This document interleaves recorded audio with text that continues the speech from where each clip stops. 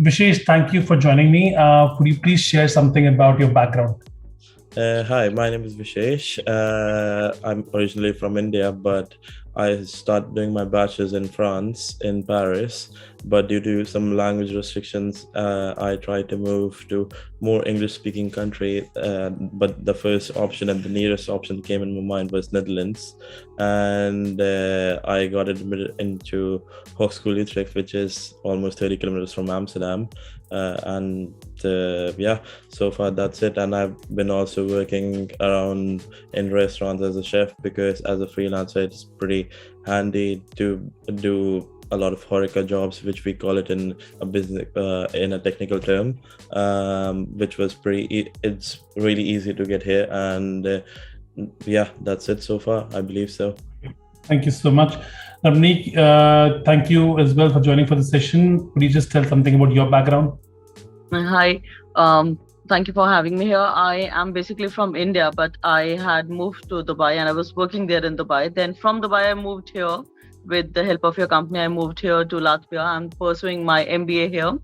And currently I'm working on 2 jobs here. As a master, I can work full time. So I'm working as a chef also in a kitchen, and I'm working here in another job also. So it was a good and a smooth transaction and a very good exposure. Great. So today, the purpose of doing this session was not about, admission services, visa services, or, telling something about our own experience, how are we good in our job. It's absolutely nothing like that. The only objective, I want to do this session is that you are my first session for the post-COVID. The plan was that I'm going to come to Europe next month, and I'm going to start meeting my students, my alumni network, and ask them to share their experience. Because as I always say, no experience can be completed without student experience, because you are there, you are the one who has seen the country, you have described the country, you have feel the country. So I think you're the best judge who can guide people. And people like me can just do more of the consulting work, more of the paperwork back in India, admission visas, and that's pretty much. But I think your experience will guide a lot of people, will motivate a lot of people, will give some kind of information to people who are thinking to go to Europe, probably Netherlands, probably Latvia. So today the session is going to be about, should I go to Latvia or should I go to Netherlands? Or what is the difference between a top European country in Central Europe and a top European city in Northern Europe? Because Amsterdam and Riga are 2 points which we can easily say it's a center. Amsterdam is the center of Europe, whereas the Riga is the capital of the Northern Europe. So yeah, let's start. So Ramnik, let's pick up with you with Latvia. So you were in Dubai. You decided to leave Dubai and go to Latvia. You were earning more money, I know that, in Dubai.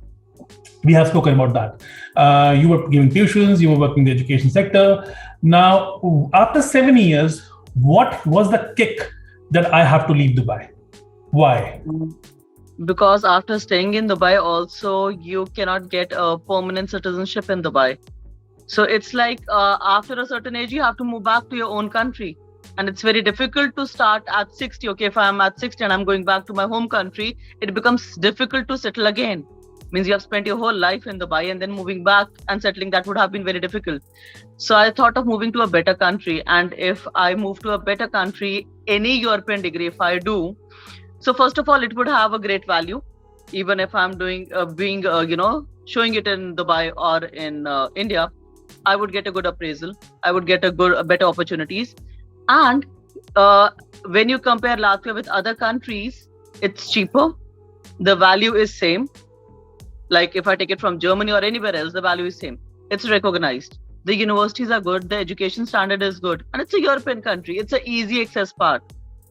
So that's why I plan to move from Dubai to Latvia. Plus, it's a very simple place and it's economical. Like the expenditure. I think economical was the prime reason, to be very honest. It was the biggest reason that it is economical. Even the living expenditure is very less as compared to other countries. How much tuition fee are you paying for your MBA in Indian currency? If you talk about euros, I'm paying 3,000 euros per year. Per year, okay. Per year, so let me just switch now the same question to Vishesh as well. Vishesh, you went to France, right? Yeah. Like Nick has her past with the Dubai. You went to France, and we sent you to France for your education, and we were your consultant. What was you just said initially as well? I just want to put a special focus on that. You said I left France because of language reason. Yeah. So were you not in Paris, or you outside the Paris? I was exactly in the center of Paris, to be honest. First thing, it's too expensive, and the second thing is language barrier is too much. No one will even like you to talk with you on a street. Let's just keep it this way simply, right? If I will see myself like going further in my life in France, it's really difficult to get a job if I will go in my sector, especially in I was doing business management, international business management, and a lot of like customer interaction is important. And for that, I believe French is the most important part of my it's most important part of the job, but I didn't have that capability to go and learn French, so that's why I moved to Netherlands. Do you think that because Paris is very, very important city when we talk about the Central Europe as well? Now, do you think it would be a correct statement that it was your personal choice not to learn French, and not it is not impossible to learn it? A lot of students are learning it, right? Yeah, so the most important thing is I learned German, if I can tell you, and from German going back, English, German, Hindi, then French, it's a totally different story because it's a Latin language, and Dutch and German is like a Germanic race, which comes from Sanskrit, Hindi, and English, if I would say, at the same line. So that's why French was a bit hard for me. That's why Dutch was the most easiest language for me to learn, and everyone in Netherlands is always surprised from me. I'll be really honest with you. By my accent, by my language, in 2 years I can speak not fluent, not native, but enough to get by in any kind of field. If you will put me in any university tomorrow, I can give them a lecture in Dutch, because in one year I was pretty fluent in Dutch. And but on the other hand, there's one big disadvantage of Netherlands: everyone speaks English, so it's really difficult to practice your language on the street. If you even go this wrong, they're going to start with speaking with you in English. 93% of the population speaks English fluently. That's exactly what I want to understand. So, as per your experience, as a student experience, you can confirm that if people do not want to learn language, they should prefer countries like Netherlands, Denmark, Sweden, Finland, where people speak more English, correct? This is what you want to say. Indeed. It's really expensive. In these countries, sometimes gets really expensive. Paris is one of the most expensive cities in the whole world. Yeah. Everyone knows that, right? But Netherlands, Denmark, Finland, I've been everywhere around. I was even in Iceland. Everyone speaks English. So easy to get through, so easy to get jobs, and everything is so easy. So that was my preference. I just don't want to go to Latin part of the world because it's a totally different language. There are already 2 languages running in my mind, like Dutch and German. I don't want to take the third language in my mind.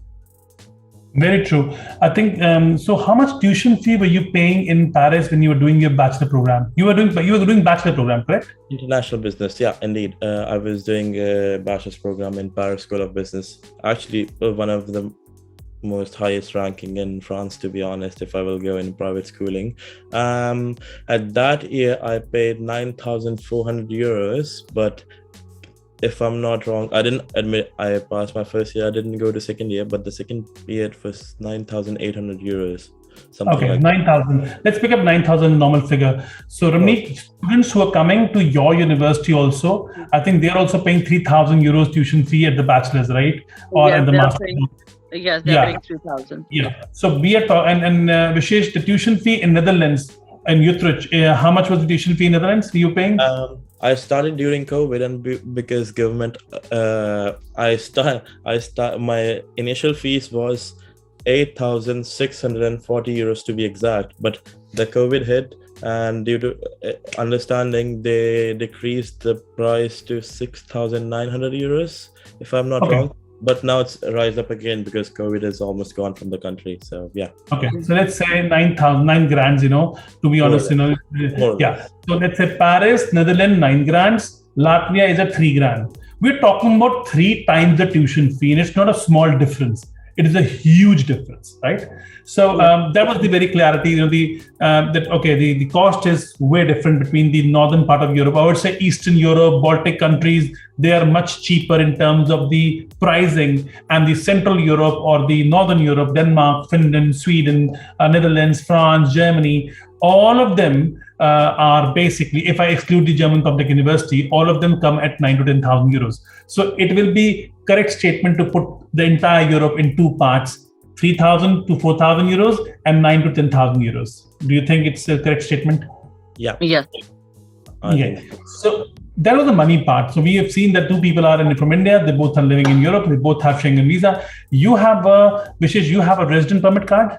Yeah, I do. And you can travel to all over Europe? I did actually. I traveled to more than 15 countries so far in Europe. Great. So there is no restriction on your TRP card, right? And it's valid for how long? Initially, it was valid till 2024 November, because in Netherlands, if you will come and directly apply for the bachelor's, you get like minimum 4 years, they say it, but when you apply for it, they actually give you for 4.5 years. And after that, I can apply for 𝐼𝐡𝐲 visa, which we call it in Dutch 𝐼𝐡𝐲 visa. They give it for 12 more months, so 5.5 years. Okay, so as soon as you land in the Netherlands, you have an entire 4-year visa. Let's say 4-year bachelor's equals to 4-year visa, and you will ask for your job seeker visa when you are in your 4th year, correct? True, exactly, when you're about to done. The Netherlands is giving 1-year job seeker visa to its graduates for bachelor's and master's both. Yeah. Ramnik, you also have a TRP, temporary resident permit card, same pink color card, right? This card allows you to travel to European Union also. Yes. Okay, so all the 15 countries, Vishesh is saying. All the countries, I can go to any Schengen country. You can go as well, right? But just for your information, it's not the only Schengen country you can go. You can also go to Turkey without visa. Just have, and you can also go to the EU countries which are not Schengen, and even certain other countries nearby the Schengen, which says if you hold a TRP card of European Union, you can come as a tourist. They have no problem. So this is also, so you both have same style of card or same type of card. Ramnik, your card is for 1 year, correct? Yes, but it will renew after 1 year. So basically it would be for 2 years, and then I will have 6 months job search visa. Yeah, but then in Latvia, because Vishesh got a 4. Yeah, so you have to renew it every year, right? So basically, that is the only difference. And I think for renewal, it's not very complicated. It's pretty easy to do it. No, for renewing, no, nothing. It's very easy. Cost is 1/3, and the visa type is same. So this is one thing. How much job seeker visa you will get in Latvia after finishing the program? For 6 months. It would be for 6 months. Yes. Is it not the 1 year they are doing?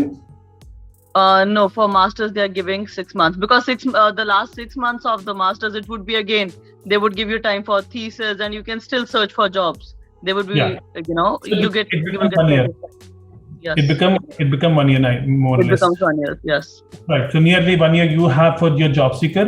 He has his job seeker 1 year, but the price is still the 1/3.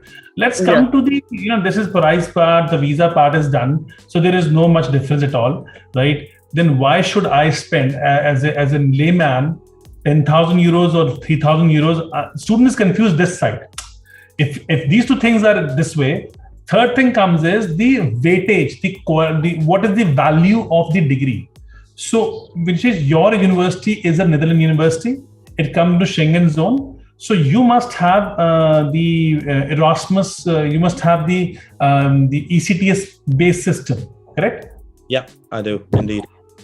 How many 𝐸CTS do you carry in your 1 year in Netherlands?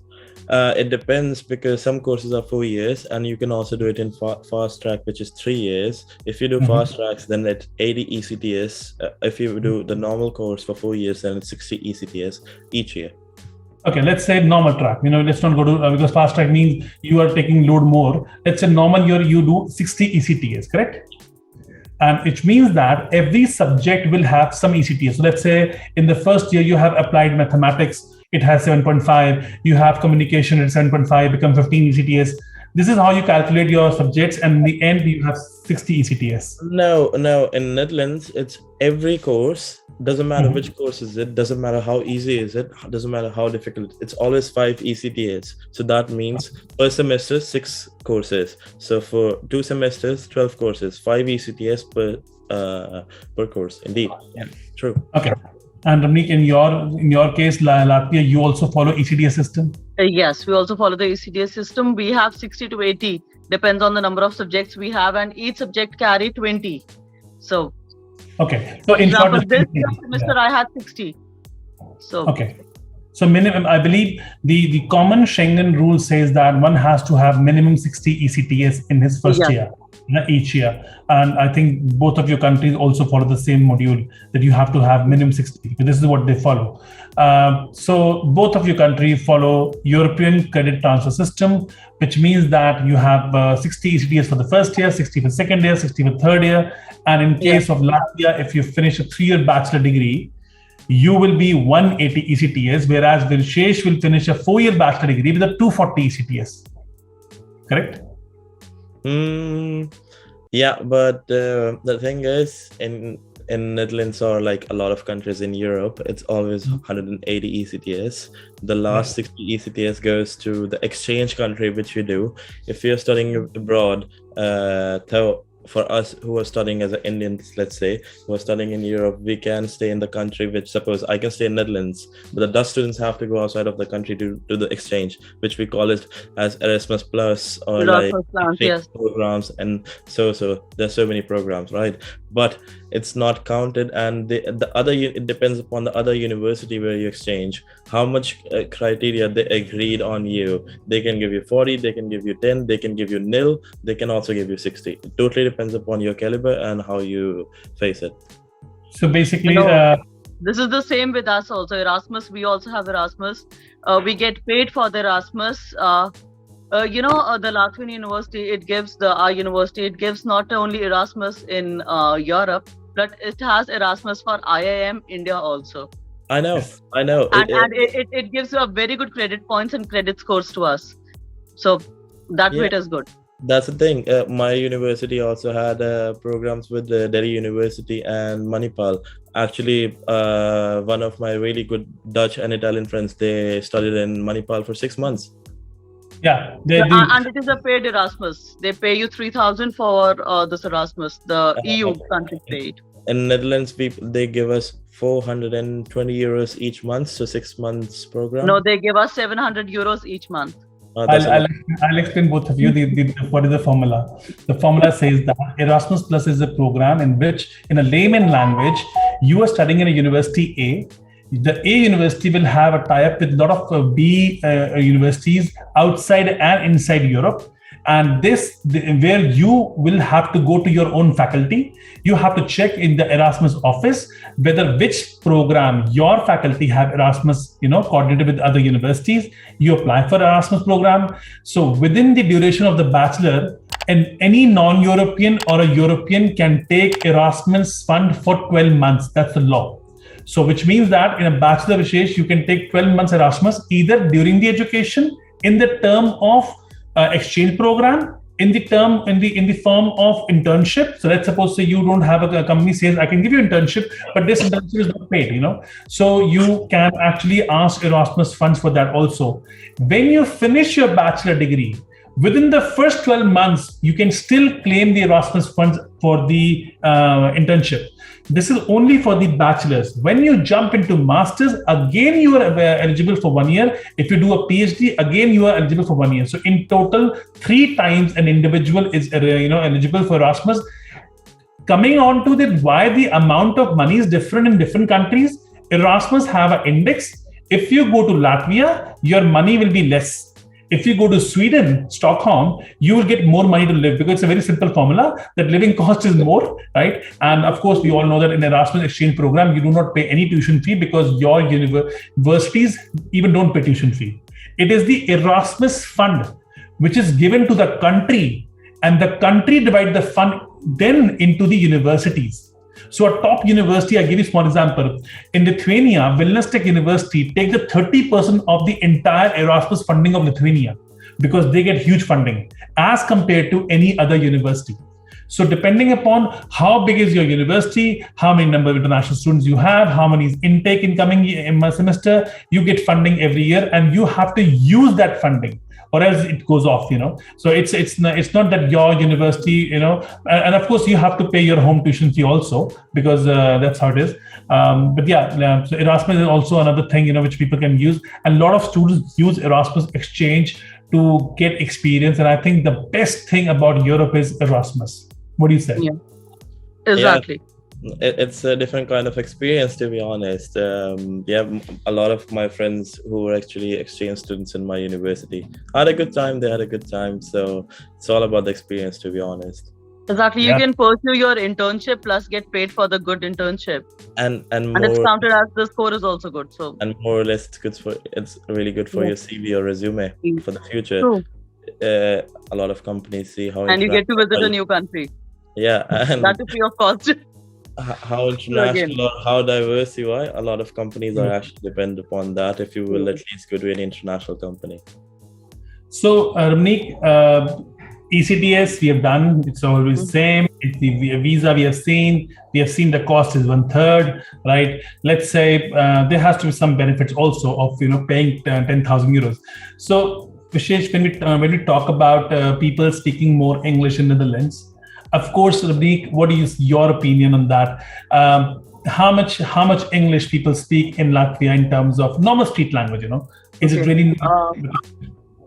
People, the new generation, the young generation, only they speak English. Rest all of them, they speak either Russian or Latvian. So the place where I'm working in, if I have to communicate with my co-chef, so what she does is she uses a Google translator to communicate to me because she doesn't understand English. So there the problem is, and when the rush is too much, then it becomes a problem. Okay, you cannot communicate or give a message because she doesn't understand English, or she cannot speak. So only it's the Google translator which we use as a tool. The young generation is able to speak and communicate in English, but not the older one. There it becomes a little barrier. So the cost of your living, how much do you pay, Vishesh, monthly, or maybe any student will pay living in 𝐼𝐻𝐻 on his accommodation? It totally depends, to be honest. There are 3 kinds of accommodation you can find in Netherlands usually. One, we call it anti-kracht in Dutch, which is exactly in English translation anti-squat, which are the buildings which are going to demolish soon in like 1 year, 2 years. So they're going to give you 1 month notice, and those accommodation cost like 200 euros for the whole apartment also. It's that cheap also, but it's also really difficult to get. It's the difficult option. Second option, usually what students do is the student accommodations, like student housing. I also lived for 1 year. You're not allowed to live more than 1 year usually, but in student housing. But student housing is fun. You have your let's say my 50% of my class was there from each and every country. We were 108 people. We had so much fun. The third thing is the apartment which I live right now. It's a bit expensive, but to be honest, it was because I lived with 108 people for 1 year. Now I wanted a bit of my privacy and stuff. So yeah, now I get my apartment. So anti-kracht costs like between 200 to 300 euros. Student complexes between 450 euros to 600 euros. Third thing is renting an apartment. If you're a couple, it's good. Me and my friend just shared with that. We paid 1,050 in total, but with amenities, like with utilities, 1,250. But I'm not 23 plus. There's a big advantage in Netherlands. If you're 23 plus, and if your accommodation, which is like a lot of studios and a lot of rooms cost under 729 euros, you can apply for the subsidy, and it's so easy to get. Within 2 weeks you get it, and that is like you're getting 400 euros back. So it's more or less you're living for free, like 350 euros. It's not a big amount in the country like Netherlands. So you are saying, in short, most of the people who live in studios, it has to be an apartment, correct? No, you can student accommodation, and if you have your personal door, if you have your personal bathroom, and if you have your personal kitchen, which is usually in the studio between 16 to 24 meters, 24 meters square. If you're 23 years old plus, I'm not. I'm 22 right now. If you're 23 plus, you can apply for the subsidy. So I wish I was. Yeah. So basically, let's say average cost of living is 700. So I get 300 off or 400. So you said 400 off, right? 350 more or less. Yeah. Okay. So, but for young students, for bachelor students, they can't, right? No, you have to be 23 plus. It was not an option for me. No. Okay. So if you are less than 23, can I say 450 euros at least you have to spend in living in Netherlands? Yeah. Plus minus is always there, 500, 50 euros. 500 more or less, yeah. Okay. And Remy, coming back to you, Riga, how much are you paying? Now you also live in an apartment, correct? Yes, 67 euros per month with the cleaners coming and cleaning. 67 euro on campus? Yes, per month. And now I'm paying for my apartment. It's a 1-bedroom hall apartment, and I'm paying 220 euros with utilities for the apartment. So and 67 euro which you were paying, that was only for the apartment or utility included? No, 67 euros included everything. Wi-Fi was there, the kitchen, the washrooms, cleaning, everything. You had your bedding, they had provided you with everything. Wow, so you have maid service also. Yes, there's a laundry, there is some ironing facility, you have OTGs, everything.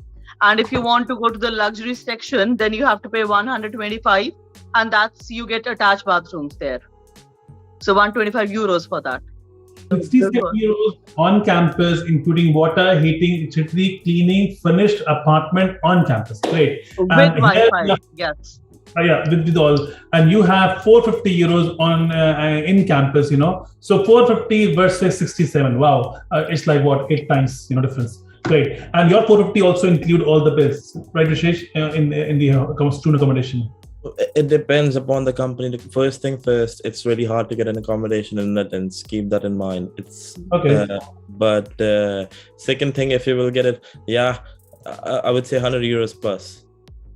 So let's make it 550. To be so 550.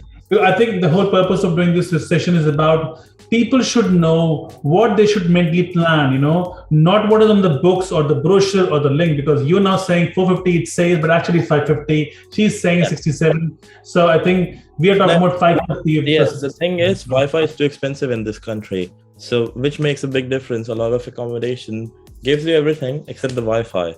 So where the 100 euros comes, then sometimes it's a house tax, city tax, few other taxes also. So 100 euros more or less. Yeah. So let's say 500 euros for Netherlands, and let's lock it out 67 you're saying on campus. So I'm right now taking students only 2 figures. If I have to live on campus, when I say on campus, I mean something provided by student accommodation. It could be provided by the university or by the city council. It doesn't make difference. But let's say it is 500 euros there, and as Ramnik said, it is 67. I mean, is it only your university which has 67 euros, or you have other universities also in the same range, starting range? No, there are other universities also, but the starting range, you would get maximum 150 to 100. It would not cross. The most expensive hostel here is 200. That is the most high level, yes. So that depends. So accommodation is done, living expense is done, tuition fee is done. Food, how expensive food it is. This is very, very important thing, because I think when Indians go to Europe, half of our population follow the Indian food line. They always want Indian food, and some people actually want to do international food. This is what I've seen in students. Some who want Indian food, they want only Indian on daily basis. Correct me if I'm wrong. And some who are open to, especially North Indians are very open towards the other food. Am I right or am I wrong? You are right, but the biggest problem here in Latvia is it's very difficult to get Indian food, and if you get Indian food, that's not tasty. So it's like we have 2 Indian stores where you get all the groceries and everything. You get Indian groceries, Indian things, but Indian food, that is a little challenging part. You get Latvian food, very good Latvian food. You get Mexican, Italian, too much of pizza, burgers, everything you get. But yes, Indian part, there is not a lot of variety as compared to the other countries where I traveled. Yeah, you have very limited restaurants. Yeah. Which is the Singh guy, who's running the restaurant. There's the Sunny. There are 2-3 good restaurants. Decent like Only restaurants. only 2-3 good restaurants. Yes. Okay. And Vishesh, how about your side? Food is expensive. I lived in Paris, and they have the best Indian food. Literally go to Gare du Nord, which is like the central, if I will translate into English from French, station of the North, which from where every train comes. They have the best food, Indian food. I'm a chef, I'm a freelancer chef, so I work in every kitchen. I work from French, Italian, Israeli, literally every kitchen, and I worked in 107 restaurants in Netherlands by today. And as a freelancer, I know I have really knowledge about the food and everything. So for me, it's really easy to get because I work in restaurants. For me, food is easy. So if I go outside, two people end up paying at least 100 euros. So 50 euros each. People in the restaurant in Netherlands, you're saying 100 euros. Okay, let's say student life is, I think if I'm a student, I'm coming to study, I think I'll go maybe one time, maybe twice, to be very honest, because if I'm on a student life, if I'm depending on my income as well, of course, once I want a work permit, I'm making more money, I can go more often. But let's say as a student, Vishesh, if I have to live in Netherlands, in your city of 𝐿𝐴𝐻, how much money will I spend on my food if I cook myself on daily basis? Let's keep it this way. Indian grocery is not that expensive. I'll be really honest with you. From spices, it's almost Indian prices. Let's say 20 cents each on everything. That's not a big amount, but I personally think if you're living in a country like Europe, right? It depends. Of course, it depends upon the person to person, but usually between 150 to 200 euros, more or less. Let's say 200 on a main. So 200 euros is good enough for me to eat a normal diet, which I follow in my India. And we know what the Indian diet is, because people normally don't change their diet because they go to Europe. Okay, you can make it more lesser, more lighter, but in terms of heavy, so 200 euros is good enough for my fooding part, right? Yeah. The food part, how much? So accommodation was 70 euro. I'm going to pick up 80 euros, on a safer side. Let's say so 80 euros on campus accommodation plus how much I'm going to spend on food if I cook every month in house. I would say 100 to 150 maximum. Okay. It includes, I'm a vegetarian, so I buy lots of vegetables, milk, dairy products, cheese. So it goes till 150 maximum. So after the accommodation, I was about to come on the job part of the and I think now you just mentioned, so Ramnik, when you said you live in Latvia, you also work, you have 2 jobs. You have altogether, you have one casino, you have another job with the restaurant. So in total, how much you make as a student, on a student visa, but you work full time also because you are a master's, you are allowed to work full time. How much do you make in a month, lump sum, after all taxes? Between 12 to 1400 per month. Per month, 12 to 1400 euros. Yes, with both the jobs, yes. After that. After tax, which means your expenses was, we are talking about your expenses were 250 for your accommodation, which if you were not sharing with somebody, right? And then you have food for another 100 euros, 350, and plus let's say another 50 for this and that. You're still left with 800 euros saving from your job, right? This is where you're going to save your tuition fee for the next year. So if you're saving for 3 months, or let's say 4 months, 8 for 32, you have saved your tuition fee for the master's program second year, correct? Yes. Which means that next balance 8 months, whatever you earn is going to be your complete saving, pure saving. Sure. Okay. Yeah. So 12 to 1400 euros she's earning working full time, right? 40 hours a week. What are we talking about? In Netherlands, you cannot work 40 hours a week as a student.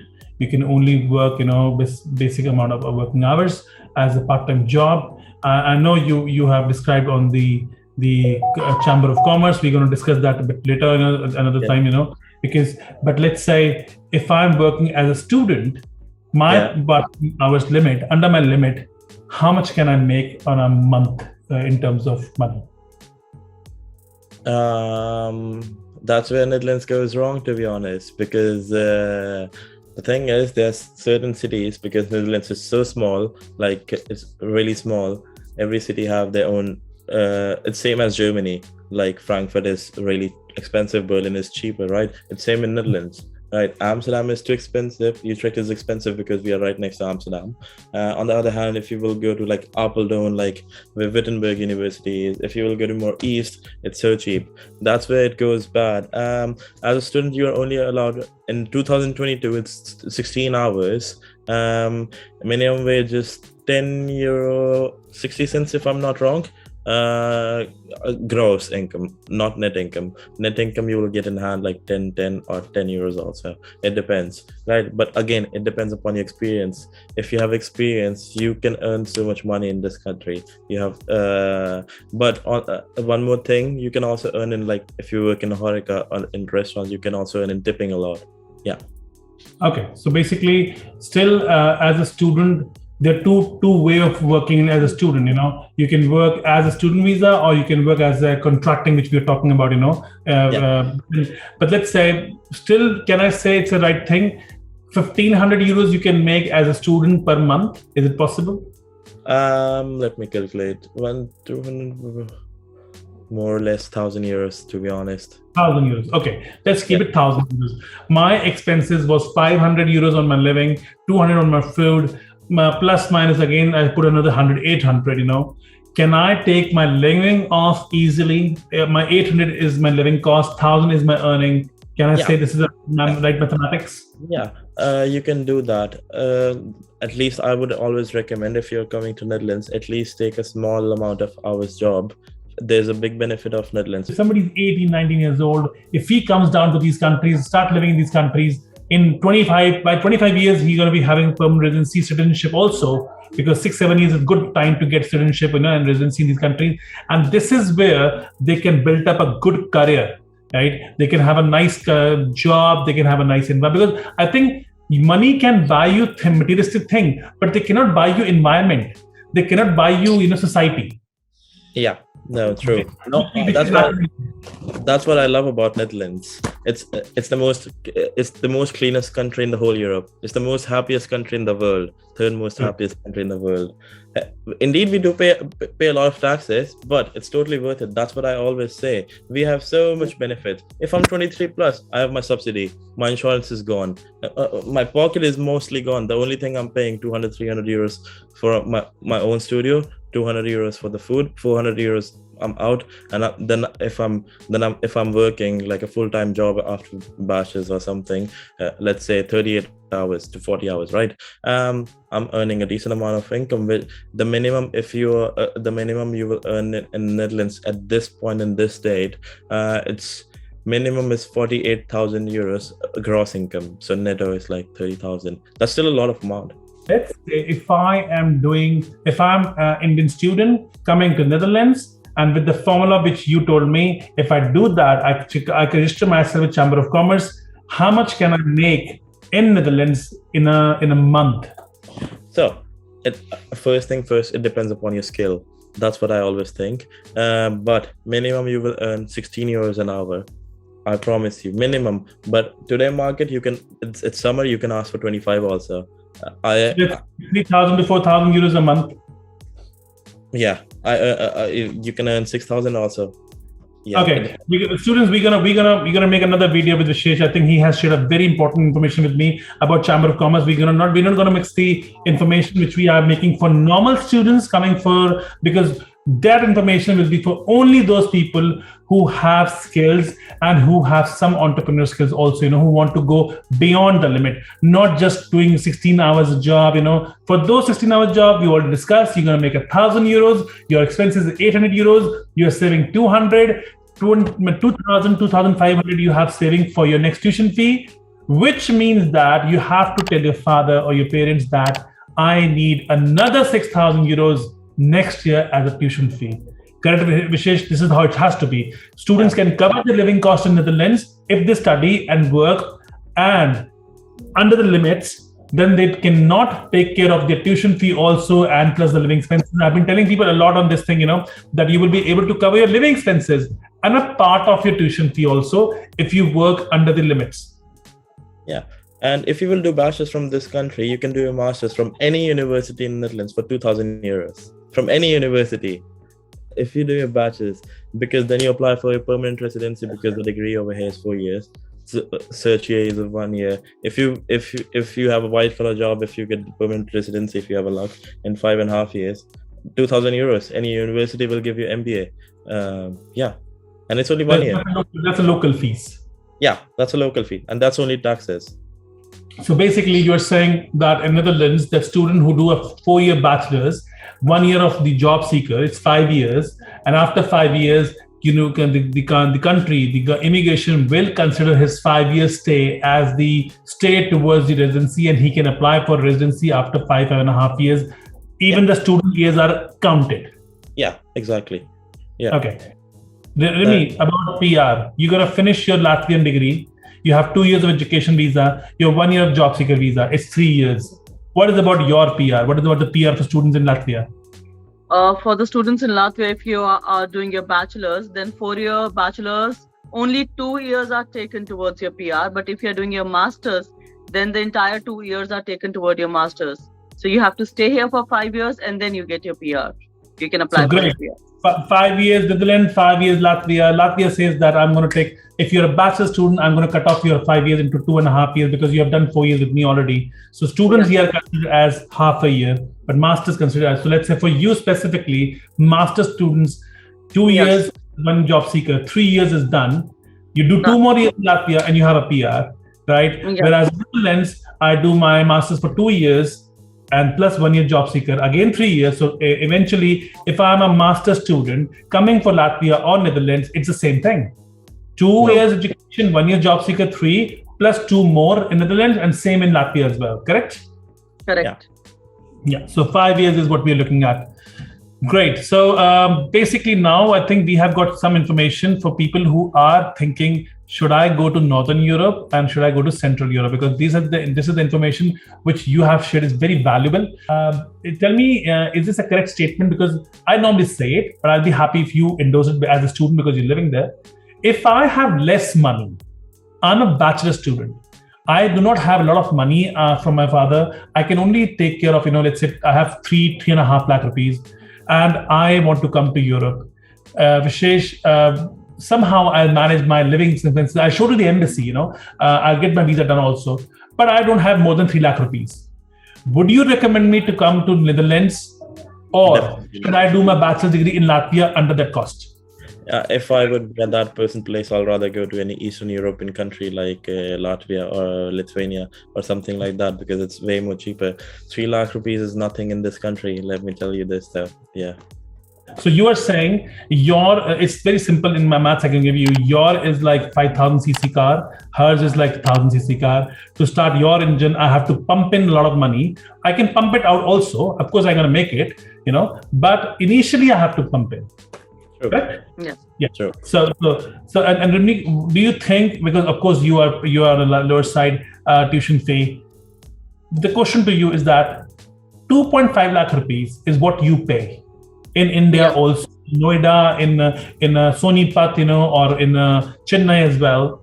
Is it really worth paying 2.5 lakhs and coming to Latvia? Will I actually get something better than India? Yes. The quality of education is actually international level. It's different from what we do in India. It's not at all the theory, book and paper, nothing of that sort. It's all practical based. So it's worth paying that much money and getting the exposure. You get international exposure. You are interacting with international students. The quality of education is good. So yes, and working here, even if you are a part-time student, you can take out your own fees. It's not that hard. To sum it up, I think our user, our consumer, our student has to be smart enough to understand when you invest 9,000 euros, what do you get in return, your ROI? And when you spend 3,000 euros, what are you getting? And they have to choose wisely. Because in this conversation, what I see is, that things are similar. The game is different. You pump in a lot of money and you pump it out as well. Of course, you will have, the class of Netherlands. You will have more international people, and in Latvia, there will be people from the different part of the Eastern Europe. But I think this is very important that student has to be smart. How much budget do you have, and then you choose wisely. What kind of message you want to give to students who are low on budget? I'm categorically saying low on budget because for people who have money, they can go anywhere. They can go to Canada, Australia, New Zealand, everything, So that's the one league first. And then the league comes in Netherlands, Denmark, Sweden, Germany, right? So I compare these countries to Canada, Australia, New Zealand also, but that's my version, but then let's say in your version, if somebody do not have a lot of money, do you think they should come to these places? When I came to Europe first time as a tourist when I was 17, that was the point. I was like, it's so chill. It's really good to live here. And I personally recommend everyone to move to Europe rather than US and Canada for one big reason. Indeed, the taxes are a lot and everything, but the quality of living is amazing over here. The student life is the amazing. You won't get lost. You won't get, you have so many people to talk to. The government is so good in Europe. On the other hand, in US, the healthcare system, if I have to go, if I get met with an accident, I have to pay $5,000 just for the ambulance, right? In New York City. On the other hand, the government will pay everything for you here. Healthcare is amazing. Quality of education is amazing. So much international students, not just Indians or not just Americans or not just Canadians, or let's just keep it here. Every university in my country, in my class, we were 32 students, and believe me or not, we were 27 nationalities. So diverse. Wow. So much fun. So many group discussions, and I went to applied sciences universities, which is more practical. That was more fun. I also personally recommend those. I really love Europe, and I don't want to leave it my whole life. It's a magic. Thank you so much. Thank you so much for your support and your time, because I think this is something which will really help others to understand where they want to study. They want to study in which part of Europe, and we keep on. We'll be doing other such videos with other students as well. And hope to see you soon in Europe in coming few months. Thank you so much.